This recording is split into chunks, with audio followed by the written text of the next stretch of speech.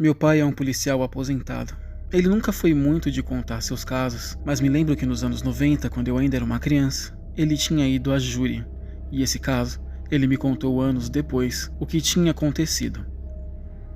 Nós morávamos em uma cidade do interior com muitas plantações. O crime não era tão comum, mas tínhamos bastante problemas com drogas como metanfetamina, principalmente por ser uma cidade isolada, cheia de plantações, onde era fácil se esconder.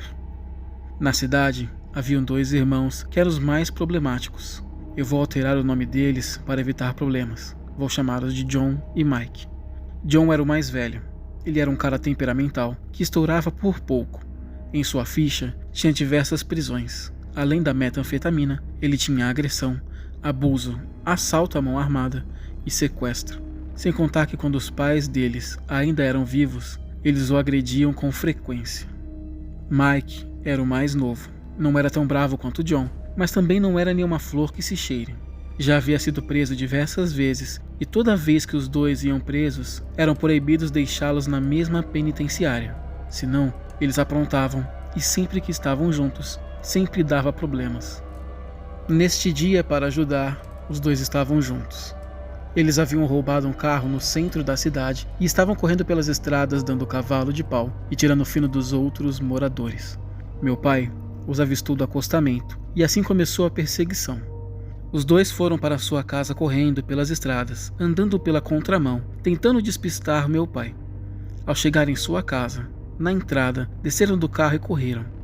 Meu pai conseguiu descer rapidamente e derrubar Mike antes que ele entrasse, enquanto John já estava lá dentro. Meu pai brigava com Mike no chão, tentando imobilizá-lo, quando John sai de casa armado com uma 9mm e aponta para o meu pai. Como meu pai e Mike rolavam no chão, ele inicialmente hesitou em atirar, mas meu pai percebeu com um reflexo ele armado e, sem pensar 2 vezes, sacou sua arma e atirou em John. Ele conseguiu prender Mike, pediu reforços, avisou que havia sido um tiroteio e pediu ajuda médica, mas infelizmente John veio a falecer. A família de John entrou com processo contra o meu pai e contra a cidade. Todo o acontecido saiu nos jornais na época, com a foto dos 2 estampados na capa. A família de John tentou alegar que meu pai estava bêbado no dia que houve a abordagem, o que era mentira. Tentaram alegar que sua abordagem havia sido violenta, mas a situação precisava de força. Mas mesmo assim, eles perderam o processo. Mike foi preso e prometeu se vingar, mas morreu de infarto na cadeia e nunca conseguiu fazer nada. Hoje em dia, meu pai está aposentado, trabalhando em um abrigo para policiais com traumas, pois após se aposentar, ele não conseguiu ficar sem trabalhar. Esse caso aconteceu no início dos anos 2000. Então, para que vocês compreendam, eu não tinha um celular na época e eu estava com 16 anos. Onde eu morava, pela minha janela do quarto, dava para ver um estacionamento público. Ele era sempre lotado pelos moradores de um prédio que ficava logo à frente. E eu adorava pegar um chocolate quente e ficar observando os carros pela janela, pois eu sempre tive uma paixão por carros.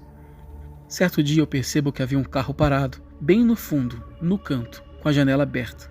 O que achei esquisito por ser um dia de neve, mas pensei que pelo carro ser um pouco antigo, a janela talvez não funcionasse, ou que o dono chegou bêbado e esqueceu de fechá-la. Passaram-se 2 dias e o carro continuava lá, parado, no mesmo lugar, com a janela aberta. E eu achei aquilo suspeito. Comecei a desconfiar que o carro fosse roubado. Eu desci até o estacionamento, anotei a placa e o modelo do carro e fui à escola.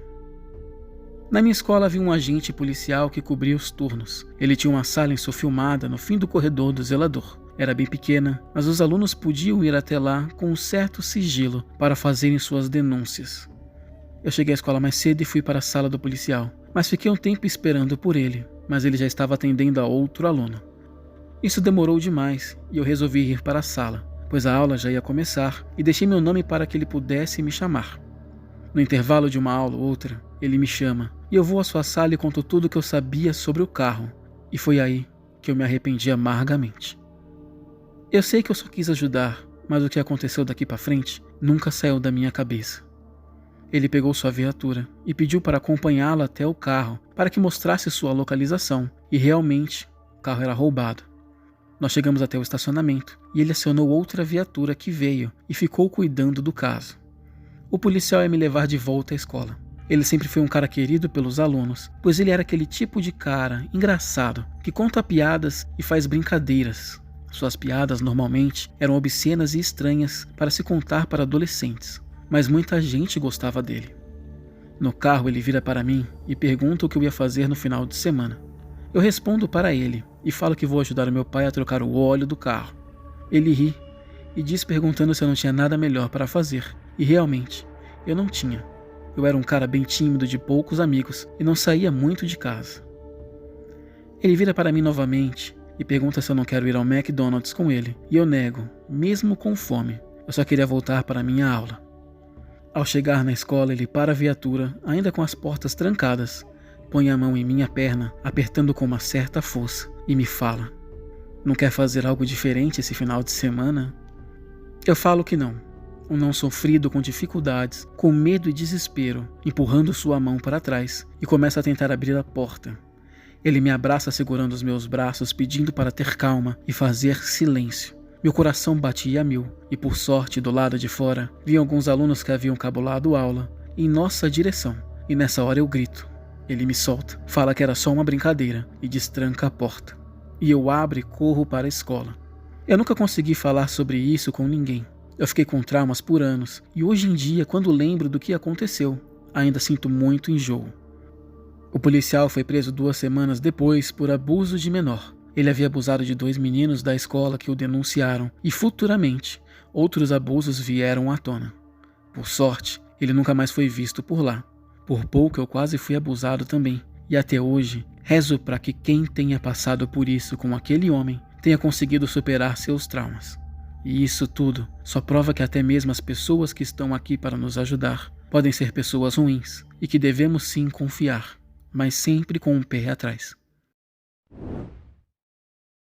Sou mulher e me formei em gastronomia há mais ou menos 2 anos atrás. Assim que me formei, recebi uma proposta de estágio para trabalhar na França em um hotel internacional bem famoso, e eu não pude recusar. Eu não falo francês, mas mesmo assim eu quis arriscar e aceitei o emprego me mudando para lá. A cidade onde eu moro é bem tranquila e segura, e é raro acontecer alguma coisa. E o hotel fica em outra cidade, a mais ou menos 40 quilômetros de distância. Eu sei, é bem longe da minha casa, mas eu achei a cidade ótima, melhor que a do hotel. Quando eu comecei, eu aluguei um carro para ir até o trabalho, e certo dia ele quebrou. A locadora de carro me disponibilizou outro veículo para que eu pudesse continuar andando, mas o único carro disponível era uma van toda branca, lacrada, tipo aquelas que usam para a pintura. E eu não tive escolhas e acabei aceitando a van. No meu primeiro dia com ela, eu fui trabalhar e fiz hora extra. Então acabei saindo do serviço de noite, lá pelas 9 horas. Tudo estava escuro demais e meu combustível estava acabando. No meio do caminho eu resolvo parar para abastecer. E parei em um posto muito feio, com aspecto de velho, abandonado, mas as luzes estavam acesas e ele funcionava. Quando eu paro, desço da van e aparecem 4 caras falando em francês. Eles me fecham em um círculo e começam a gesticular. Eu não entendo nada e pergunto se eles sabiam inglês, mas eles continuam a falar em francês e começam a dar risada entre si. Eles tinham um aspecto de sujo, como se fossem mecânicos da região. Eu começo a ficar desesperada e eles começam a se aproximar. Um deles puxa um maço de dinheiro, me mostrando, apontando para mim. E enquanto eu olhava para o dinheiro sem entender nada, um dos homens me agarrou pela cintura. E eu grito, o empurrando, até que vejo uma luz azul brilhando chegando no posto. E os 4 homens correm do lugar. Era um policial. Nesse momento me sinto segura novamente e eu corro em sua direção. Ele começa a falar em francês comigo e eu não entendo nada. E pergunto se ele sabia inglês. E ele arranhava o inglês horrível, mas isso já era bom demais para mim. Ele pede meus documentos e pergunta se a van é minha. Eu digo que sim, e ele caminha até ela e a ilumina por dentro, olhando para a parte de trás. Ele para e me ilumina com a lanterna e me olha de baixo para cima. Nesse momento eu estava com medo novamente e sem entender nada. E por sorte, ele me libera, que vou embora do posto sem abastecer. No dia seguinte, conto essa história para os meus colegas de trabalho, que me falam que eu nunca deveria ter aceitado a van, pois as prostitutas da região usam uma van branca para fazer os seus programas, e que provavelmente o policial verificou o fundo da van para ver se não tinha nenhum colchão, e que os homens queriam realizar um programa comigo, pensando que eu fosse uma prostituta. Eu devolvi a van e exigi que fosse entregue outro veículo que eles arrumaram sem dificuldades. Aquele foi o meu pior dia aqui na França.